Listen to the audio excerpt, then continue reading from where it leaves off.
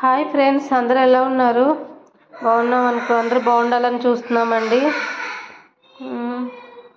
ఈరోజు వంకాయ, టమాటా, దోసకాయ, ములక్కాయ ఆల్ వెజిటేబుల్ కర్రీ రెడీ చేయడం ఎలాగో చూపిస్తానండి. ముందుగా ప్యాన్ పెట్టుకొని 100 గ్రాములు వరకు, కేజీ కాయలకి 100 గ్రాముల వరకు నూనె పోసుకొని, నూనె వేడెక్కిన తర్వాత ఉల్లిపాయలు వేసుకోవాలి. ఈ ఉల్లిపాయలని బాగా ఈ విధంగా బ్రౌన్ కలర్ వచ్చే వరకు వేగించి తర్వాత ఒక్కొక్కటిగా ఫస్ట్ దోసకాయలు వేద్దామండి. ఈ దోసకాయ అంతా ఒక 2 నిమిషాలు ఉడికిన తర్వాత ఈ విధంగా కలిపి పెట్టుకోవాలి. మునక్కాయలు, వంకాయలు వేద్దామండి. తర్వాత బంగాళదుంపలు ఒక్కొక్కటిగా అన్నీ వేసేసి కలిపి పెట్టుకోవాలండి. అందులో కొంచెం సాల్ట్, కొంచెం పసుపు, ఒక 1/2 స్పూన్ పసుపు, కేజీ కాయలకు గాను ఉప్పు నేనైతే కల్లుప్పు వేస్తానండి. పులుసు కూరల్లో చాలా టేస్టీగా ఉంటుంది. 1 స్పూను, మళ్ళీ ఇంకో 1/2 స్పూను ఉప్పు వేసుకోవచ్చు. మనం వాటర్ ఎంత యాడ్ చేస్తున్నాం అన్న దాన్ని బట్టి ఉప్పు వేస్తాము. ఇంకా అది మీకు తగినంత చూసుకోవడమే.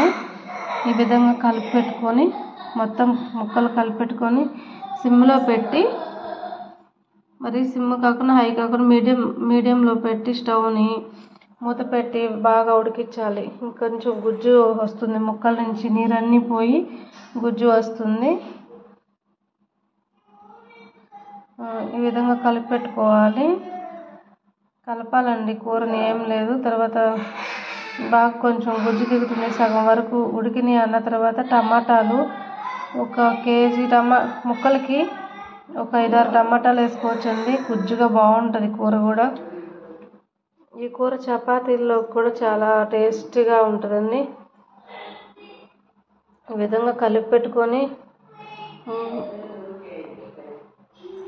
బాగా ముక్కల్లో నుంచి నీరంతా పోయింది అన్న తర్వాత దానికి కొంచెం వాటర్ యాడ్ చేసుకోవాలండి. ఫస్ట్ కారం వేసుకోవాలి.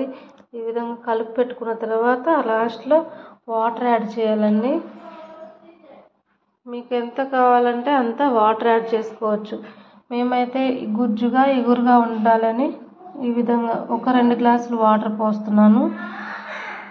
మీ ఇష్టం అండి. దాని వాటర్ విషయంలో ఇంకా ఎక్కువ పోసుకొని పులుసులాగా చేసుకోవచ్చు, పులుసు కావాలనుకుంటే. ఈ విధంగా బాగా ఉడికనిచ్చేసి పైన చూస్తున్నాను కదా, వాటర్ యాడ్ చేశాను. ఈ కూర అన్ని విటమిన్స్, ప్రోటీన్స్ అన్నీ అందుతాయి బాడీలో. ఈ కూరగాయ ముక్క తింటే ఆ కూరగాయ ముక్క తింటే ఒక రకమైన విటమిన్స్ అందుతాయి అనుకుంటా ఉంటాం కదా. ఇలాగైతే అన్ని రకాల విటమిన్స్, ప్రోటీన్స్ అన్నీ వస్తాయి అన్నమాట. ఇప్పుడు ఈ వాటర్ అంతా గుజ్జుగా ఉడికేదాకా, ముక్కలన్నీ గుజ్జు ఉడికేదాకా ఉంచి దింపేసుకోవటమేనండి కూర.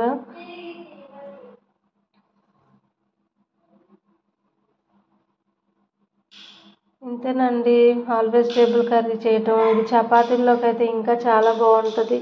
మా ఇంట్లో ఎప్పుడు వారానికి ఒకసారి ఈ కూర వండింది ఇంట్లో పిల్లలు ఒప్పుకోరు.